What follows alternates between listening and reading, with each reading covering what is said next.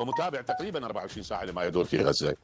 أبقى لي آخر ساعة أستطيع بها السهر لعله توقف الحرب، وأفك عيني رأسا أفتح الأخبار والعواجل ومخلي إشعارات لعله يقولون وقفت الحرب. هذا هدف. يعني مو لأنها غزة، حتى أكون صريح، أنا ما عندي هاي. أينما يصير قتل على إنسان حتى بنصير كوارث طبيعية، أنا اللي يهمني أن لا يقتل إنسان، لأن بصراحة ماكو شيء أحسه بالحياة يستاهل الضحية لو راحت، خاصة الأفكار والمعتقدات والخريطة على الكل. أنا هذا، ولا ليش اخترت المنفعة؟ أنا اخترت المنفعة حتى أقول الأريدة، أحكي الأريدة، أسكت شو كنت ما أريد، أقعد شو كنت ما أريد، لا سيد علي، لا يخوفنا أحد، ما له حساب كل واحد. أي ما أحس نفسي مطالب بتلبية مشاعر أو طلب أو فلان وفلان، جايبه من الفيلم.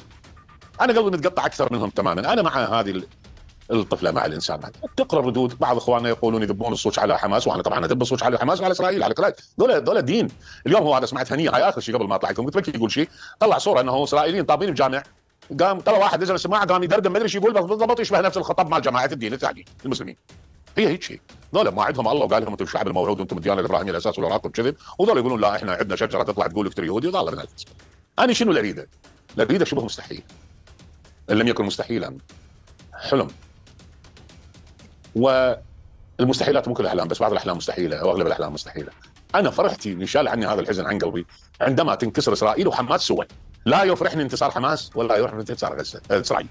انا يفرحني خلاص الدم الشعب الفلسطيني ما ينقتل اي مدني يهودي او مسلم. البعض ما قلت لكم تعليقات وحير حتى يحيرون بردود.